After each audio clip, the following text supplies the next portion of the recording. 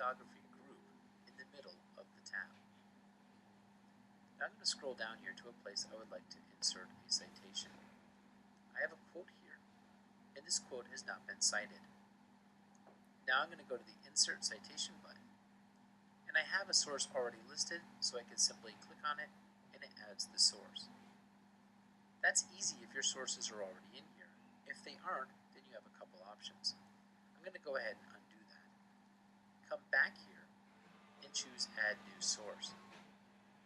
Here, what I would do is put it in. I'm just going to put my name in here and say that I wrote a book.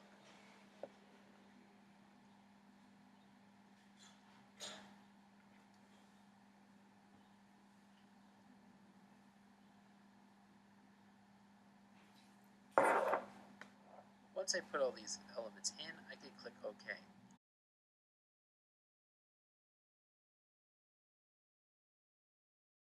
Well, it's the same drill. What's the heat of formation?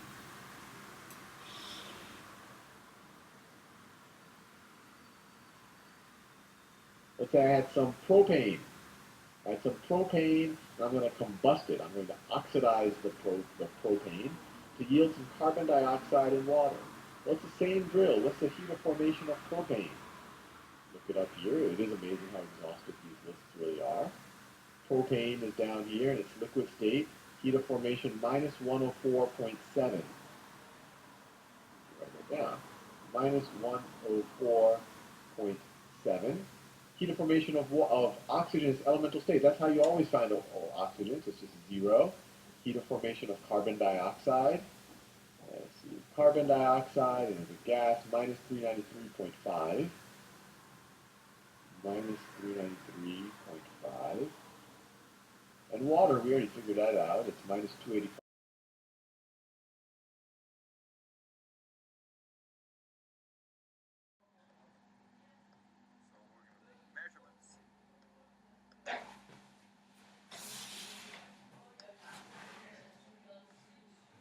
Determine heat of reaction value.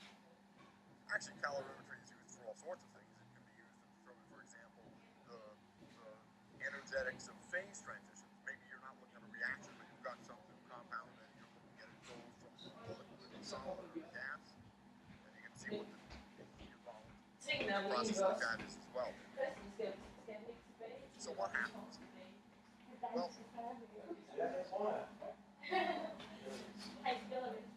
objective, in the case of a reaction, we have reactants at some temperature. Ja, nu tænker jeg også. Se mig lige en gang med det. And that is our heat of reaction.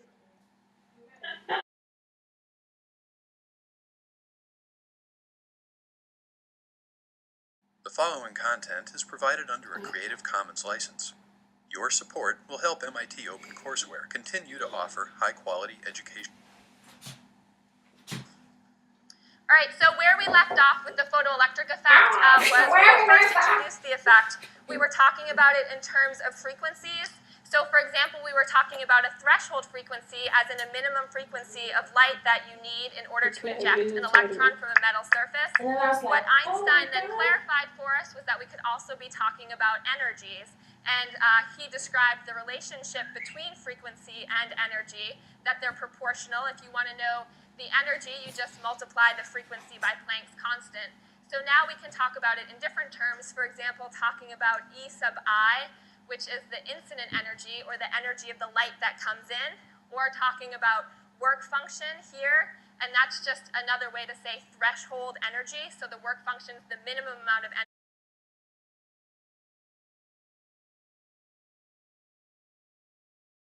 Hello, my name is Kathy Franz. I'm a professor of chemistry at Duke University, and today we'll talk a little bit about inorganic chemistry. So what is inorganic chemistry? You could probably come up with a lot of answers to that question. So let's focus on just a literal meaning. One, it's not organic. So that begs the question, what's organic chemistry? And here we can really take, again, a literal meaning and maybe a more chemical meaning. So if we take it literally from its word, we can say it's from an organism, so it's a living thing. Or if we want to take a chemistry definition, we'll say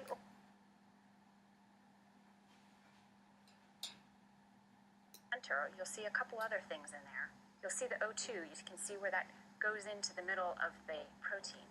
And if we look into that active site, you see more inorganic chemistry.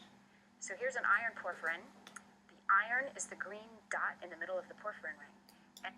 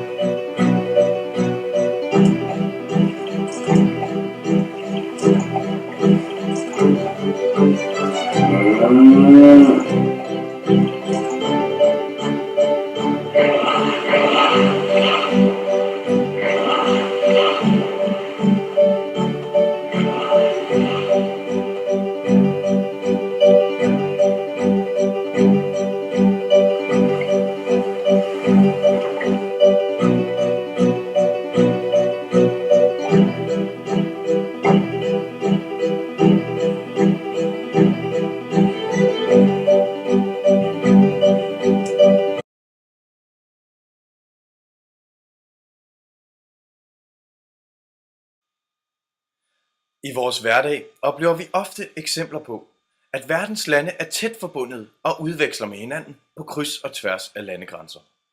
Der opstår hele tiden nye globale netværk af handelssystemer, politiske samarbejder og sociale netværk, som er meget betydningsfulde for os. Denne komplekse forbundethed kan ses som en af de mest afgørende faktorer for globaliseringen, hvor både mennesker, ting og idéer bevæger sig rundt på kloden og tilskrives ny mening, og gammel mening revitaliseres.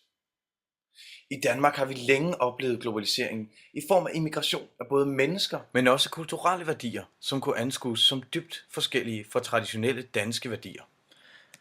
Antropologen Ayun Abdurrahman mener, at denne accelererede cirkulation af både mennesker og idéer skaber grobund for en ny orden af social usikkerhed. En social usikkerhed, hvor majoriteten kan komme til at stille sig selv spørgsmålet: hvad nu hvis denne nye minoritet bliver den nye majoritet? Og hvad nu hvis de overtager vores indflydelse inden for nationalstaten? I Danmark har vi siden 1980'erne oplevet en stigende indvandring fra ikke-vestlige lande. Antallet af ikke-vestlige indvandrere er næsten seksdoblet siden 1980, og antallet af ikke-vestlige indvandrere oversteg i 1990 antallet af vestlige indvandrere. Denne kraftige stigning af indvandrere fra ikke-vestlige lande har også medført en stigende synlig kompleksitet i forhold til mennesker og kultur. Denne kompleksitet kommer især til udtryk i hovedstadsområdet, hvor over 10% af befolkningen udgøres af indvandrere og efterkommere af indvandrere. Der opstår altså knudepunkter, hvor indvandrere fylder mere end i resten af landet. Det er især i disse områder, hvor usikkerheden omkring værdier og kulturel heterogenitet har medført en diskursiv stræben efter demarkation af kulturel forskellighed mellem danskere og ikke-danskere inden for nationalstaten Danmark. Denne demarkation er især tydelig, hvis man skruer tiden tilbage til november 2012, hvor en strid omkring opsættelsen af et juletræ i Kokkedal i hovedstadsområdet skabte røre i hele det danske mediebillede. Diskussionen omkring beslutningen om ikke at få opsat et juletræ blev til en diskussion omkring muslimske traditioner over for danske traditioner. Beslutningen fik også stor opmærksomhed på sociale medier, hvor brugerne kunne få lov til at give udtryk for, hvad de synes, at beslutningen og især juletræet betød for dem og deres nærmeste. Episoden påviser det grundlæggende samfundsproblem, der opblusser gang på gang i Danmark, nemlig reproduktionen af en form for kulturel essentialisme, som oftest ender ud i konflikter omkring definitionen af, hvad der er dansk og hvad der ikke er dansk.